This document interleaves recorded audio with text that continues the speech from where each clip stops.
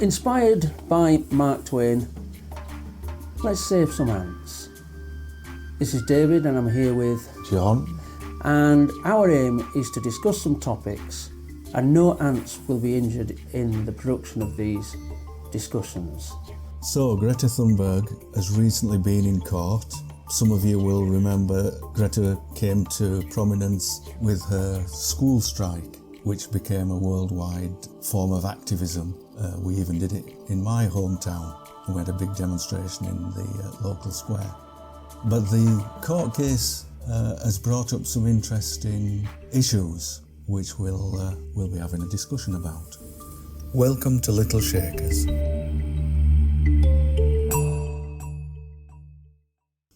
Can I just say, this is Freddie, can I just say, I fully support Greta, Thumbelina. Anyway, I support you because I want green spaces for my little dog to walk about in. And not only my little dog, I know I'm usually a bit, focused on that, but, for future generations, not just, my kids, but my grandkids as well, There's a saying, I believe, wise men plant trees that they know they'll never sit under the shade of. And I sometimes wonder if, Greta has got a finger on that particular pulse, really.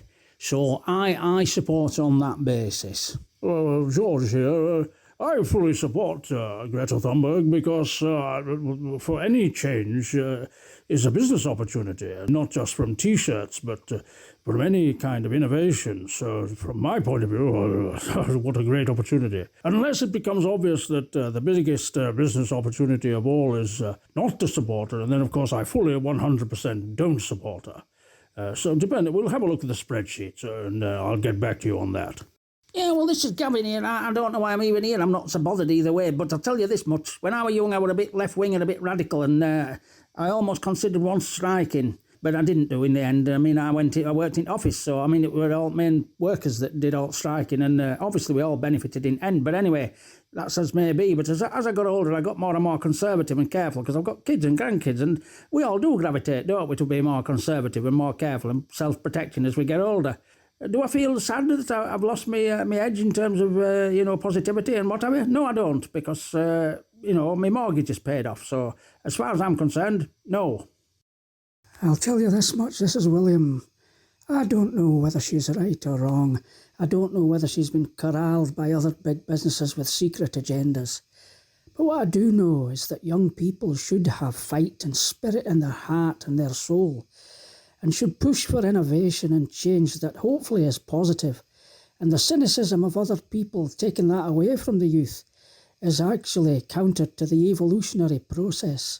And the big danger is that we could be stultified and actually reverse the innovative process of evolution and become totally focused on maintaining what is. And if that should happen, the world will not become a brighter place. It'll just be a place.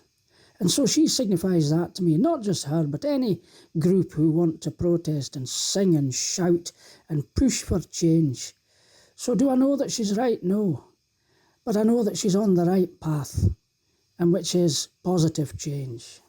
Hello, Arthur here. I don't know.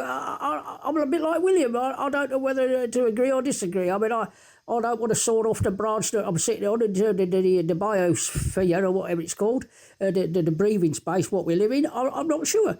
But if the New World Order means I've got to give up my pies and eat just only vegetables like cauliflower and such, although I don't mind a carrot now and again, even if they are funny looking at times, I'm not sure I'm fully in support of it. I'll have a pie.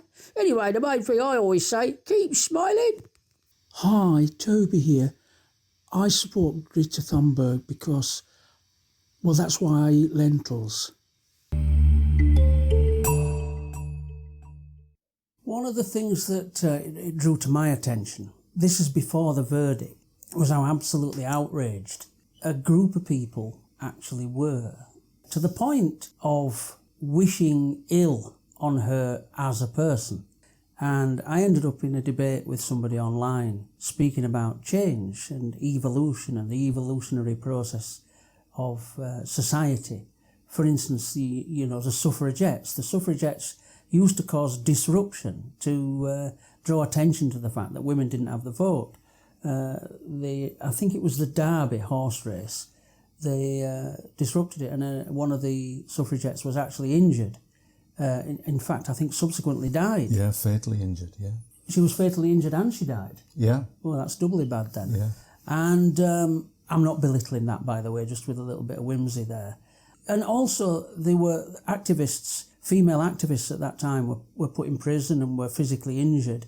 I'm not sure whether in that era there's some talk of being sexually abused and things like that by the authorities. There are stories, yeah.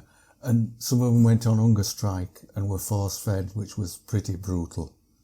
So society's response to change can be, and John's used, I think, an incredibly appropriate word there, can be quite brutal.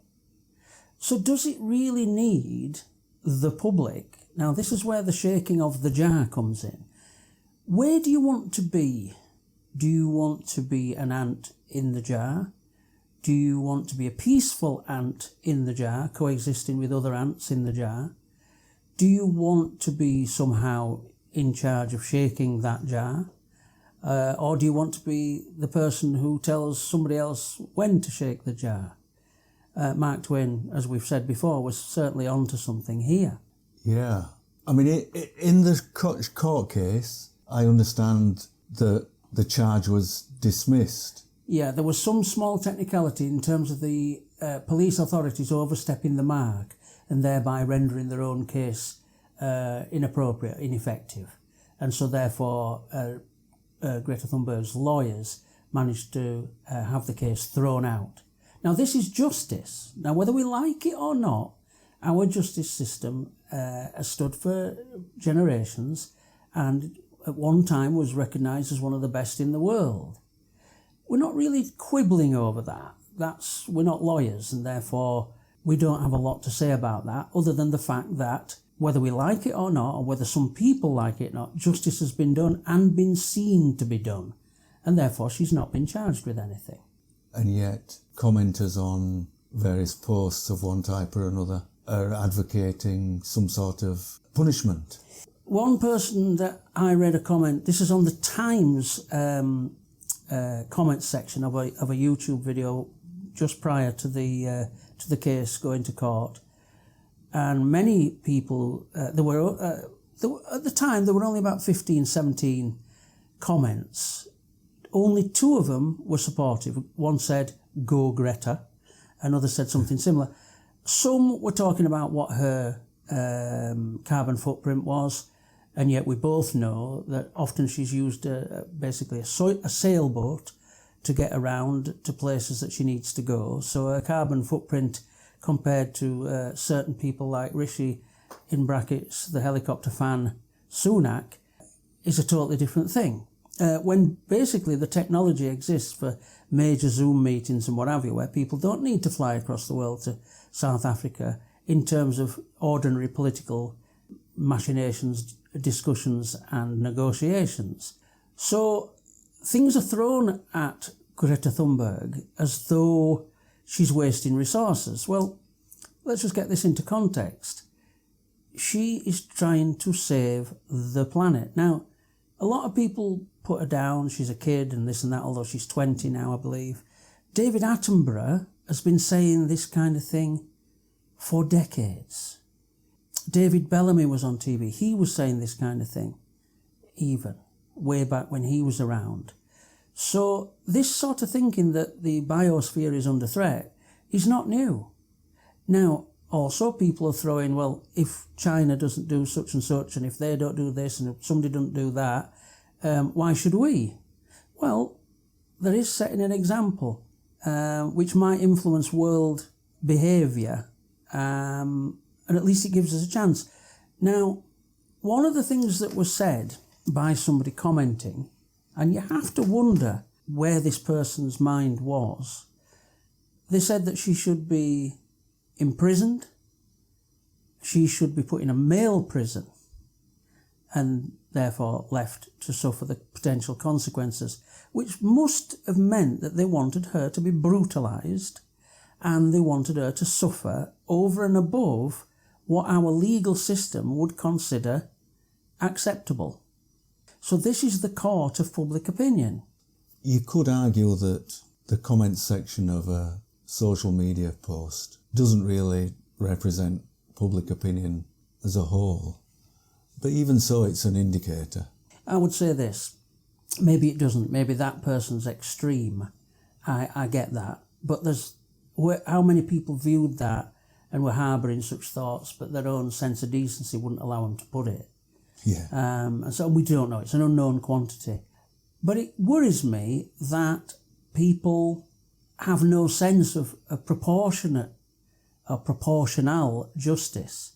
Yes, the activities of people, climate change protesters, are disruptive. Recently, the snooker tournament, the World Championship, someone threw orange powder onto the snooker table, and the consequence was that an unofficial interval was called, so therefore the bar will have made more money. The TV coverage was delayed on one table, so therefore it continued later, so the revenue that generates wouldn't have been greatly affected. The cause was drawn attention to, and the table was restored within about 20-25 minutes.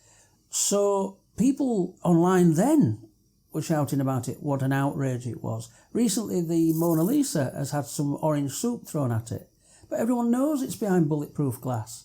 And the other thing about this is, while, we can see extreme, brutal arguments for what punishment protesters should get on social media, on more, shall we say, civilised platforms, you'll get ridiculous arguments against the idea that climate change is happening or that we need to do anything about it. For instance, you mentioned China earlier.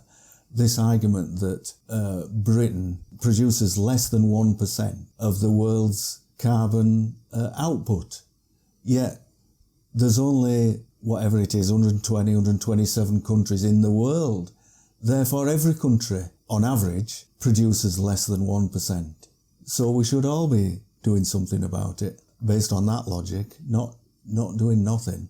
And there's other irrational arguments against it as well. So that's another consequence of the situation.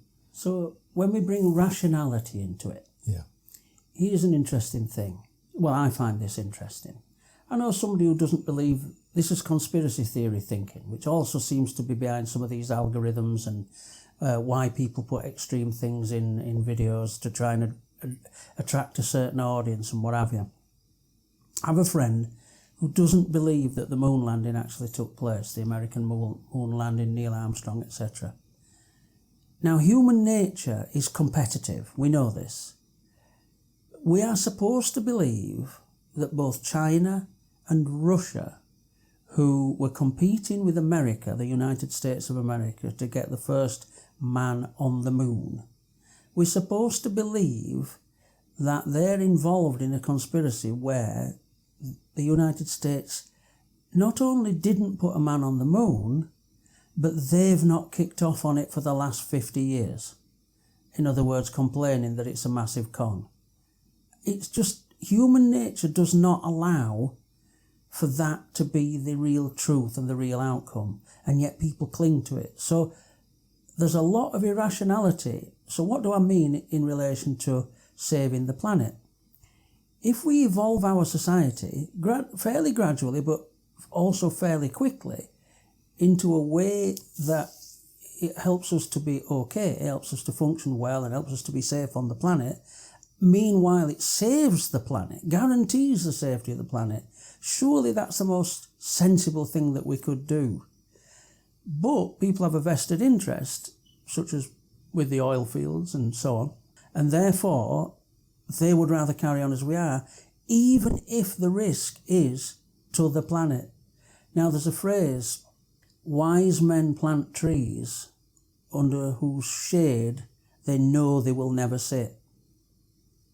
I don't think Mark Twain came out with that. I think it was Fred earlier. I'll tell you what, it's a fantastic phrase to think about Should we not be planting trees now? In the broadest sense of the word, protecting the biosphere. Not necessarily for us, certainly not for our generation. We're probably going to be all right, Jack. But for the generations yet to come. What would Mark Twain recommend? Should we be the ants? Should we be the ants squabbling and fighting? Or should we make ourselves separate from that process and cling towards rationality and what might be the best common sense approach? You be the judge. Let us know in the comments section what you think. Please keep the comments respectful and responsible and kind if you can. Disagree by all means. Try and stay away from abuse. And we look forward to your company on the next video. Thank you.